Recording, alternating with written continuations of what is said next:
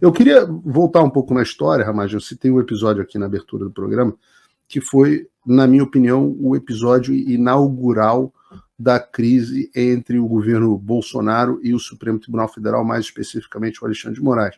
Um episódio que eu critiquei muito à época, a postura do presidente, que foi a sua nomeação para a diretoria da Polícia Federal. Eu queria aproveitar esse momento aqui no público e perguntar o que aconteceu naquela época, porque até hoje os brasileiros têm muita curiosidade. O presidente Bolsonaro te chamou para ser nomeado na Polícia Federal, veio, a nomeação ocorreu, veio a liminar do Alexandre de Moraes impedindo a nomeação. O que aconteceu naquele momento? De fato, Paulo, muitos se aproximam e me perguntam que aquilo pode ter sido o primeiro momento de abrir as portas para o STF. Quando a gente poder analisar retroativamente também, há uma facilidade de se criticar também. Naquele momento, realmente, foi uma decisão injusta e, digo até ilegal, porque a prerrogativa é do presidente da República de nomear o diretor-geral da Polícia Federal, não é nem do ministro da Justiça. Por lei, é do presidente da República, seguindo alguns requisitos. Quais são os requisitos? Ser delegado de carreira, na ativa e da última classe, da classe especial. Todos esses requisitos eu cumpria e cumpro. E mais ainda, eu não estava ali como um delegado sem currículo. Na minha carreira, eu segui várias operações pelo Brasil afora, integrei todas pode-se dizer assim, as partes e setores da Polícia Federal, de polícia de investigação, de operação, de polícia investigativa, polícia administrativa, e ainda a atividade MEIC, chegando até a diretor substituto, de um dos diretores substitutos da Polícia Federal. Então, na forma da lei, a numeração era correta.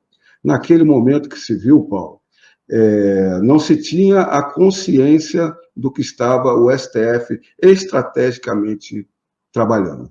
Quando a gente vê que, a gente espera que diversas instituições têm que agir estrategicamente, a gente viu que o STF fez de forma estratégica até chegar às eleições de 2022. Estrategicamente, o que eu coloco foi começando a invadir as searas de outros poderes, quando a gente lembra que houve o meu episódio. No meu episódio, que a gente viu naquele momento, e que eu coloco para você, a consciência do presidente Bolsonaro naquele momento é que ele viu que não havia retaguarda para ele. Uma retaguarda de contestação a uma decisão judicial. Havia ali na presidência da República, no entorno da presidência da República naquele momento, uma vontade muito de composição dos poderes, uma vontade que é constitucional, de harmonia, de isonomia e de respeito entre os poderes. Naquele momento, houve uma intenção majoritária de pessoas em volta do presidente que ele atendesse a decisão do STF, porque aquele momento era uma crise do antigo Dentre essas pessoas, Ramagem, dentre essas pessoas estavam o ministro Sérgio Moro e o AGU José Levi?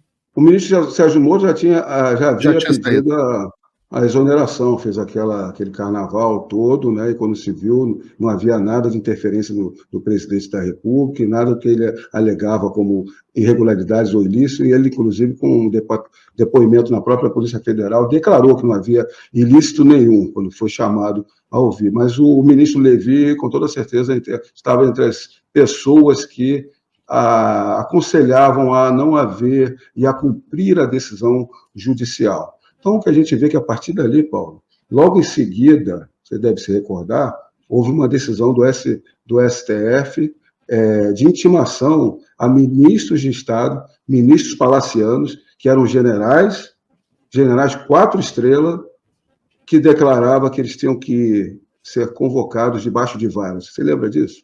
Então, havia uma fronte. Logo em seguida, veio a decisão sobre a cassação do então deputado Daniel Silveira. Era numa virada de presidência de Câmara e de Senado.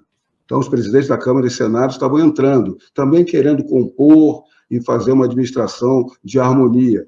E, naquele momento, todo o Congresso Nacional foi a favor da decisão. Naquele momento, o STF ele se dirigia e era mais cauteloso, que ele estava testando seus poderes, ou seja, testando usurpação de poder e interferência nos demais. Ali eles se reuniam, a decisão monocrática era levada imediatamente ao plenário para dar aquela composição. A gente sabe que os ministros eles não têm uma boa relação entre si. O que eles fazem, aquela composição deles, é para absoluta concentração do poder deles. E é o que a gente vê até hoje. A partir daí, foram diversas decisões, e por isso que dizem que abriu a porteira naquele momento. Foram diversas decisões de interrupção, de interferência nos demais poderes, no legislativo, no executivo, até culminar nas eleições de 2022. E aqui eu não estou nem falando de urna eletrônica, estou falando de todo o processo eleitoral, que não respeitou, por resoluções, estava se legislando, o que não é possível, e ainda não respeitando a anualidade, que o Congresso Nacional, para eleições, tem que respeitar a anualidade. E eles legislando procedimentos até culminar em decisões do TSE de censura, como você bem sabe. Então, realmente, olhando para trás, a gente vê aquele momento da anulação da minha nomeação, que não deveria ter sido feito. Naquele momento, o presidente, no entanto, ouvindo as pessoas em volta, estava no momento de composição. Então, não dá para... Ele chegou a cogitar não cumprimento da decisão? Chegou a cogitar, sim, muito. Queria não cumprir, gostaria de não cumprir, porque ele sabia que a decisão dele era legal, respaldada por lei, cumprindo os requisitos, indicando a pessoa que ele queria. Hoje a gente verifica que o condão de não aceitar a minha nomeação ali, Paulo, era muito maior. Hoje a gente verifica que o STF, para ter seus arroubos, como a gente coloca assim, ou até seus abusos, que a gente está aqui demonstrando tecnicamente as violações legais e constitucionais, de forma dentro do direito, como deve ser feito. Essa é uma crítica de um país que tem que ser democrático. A gente tem que apontar uma decisão que a gente tende a ser ilegal. Só quando eles visam a Polícia Federal é o órgão executivo longa-manos do cumprimento dos mandados judiciais. Então, há a necessidade de se ter uma pessoa na Polícia Federal que não vai contestar juridicamente. Qualquer decisão judicial, por exemplo, do Daniel Silveira, que viesse com cumprimento, em uma análise aqui até superficial, que se analisa a decisão do Daniel Silveira, é uma decisão muito ilegal.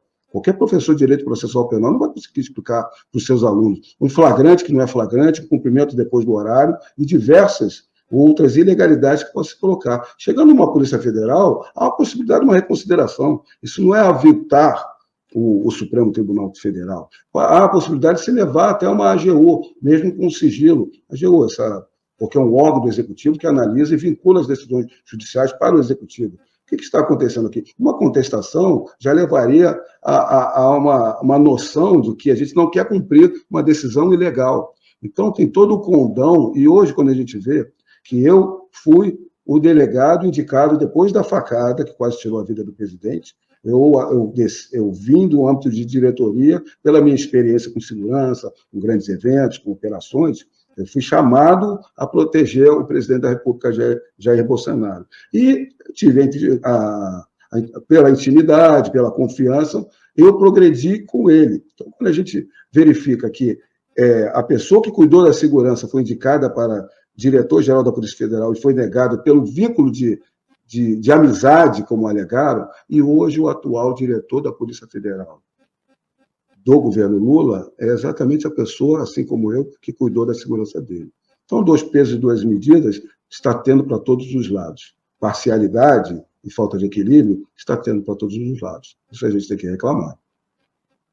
Muita gente não sabe, eu falei o nome aqui do ex-AGU do Bolsonaro, né? A AGU seria o principal órgão responsável por assessorar e por contestar as decisões do Supremo Tribunal Federal. O José Levi, depois que deixou o governo Bolsonaro, num episódio de mal-estar aqui, ele foi ser secretário-geral do TSE debaixo do Alexandre de Moraes. Então, aquele que estava dizendo para o presidente Bolsonaro não contestar a decisão do Alexandre, em seguida se tornou o braço direito do Alexandre, a ponto de, acho que uma tese ou uma monografia que o ministro Alexandre de Moraes entregou para a USP recentemente, o documento tinha sido feito, talvez, pelo José Levi, ou ao menos no computador do José Levi, tamanho grau de proximidade entre eles. Então, esse, sem dúvida nenhuma, foi um episódio muito marcante, Ramagem. Obrigado. Eu te digo mais, Paulo. No momento da minha nomeação, eram 3 nomeações que foram feitas simultaneamente. Era o ministro André, atual ministro do Supremo Tribunal Federal, que estava deixando a AGU e indo assumir o Ministério da Justiça, o ministro Levi, que estava assumindo, e eu assumindo a Polícia Federal. A posse seria junto de nós três. A anulação tirou a minha posse.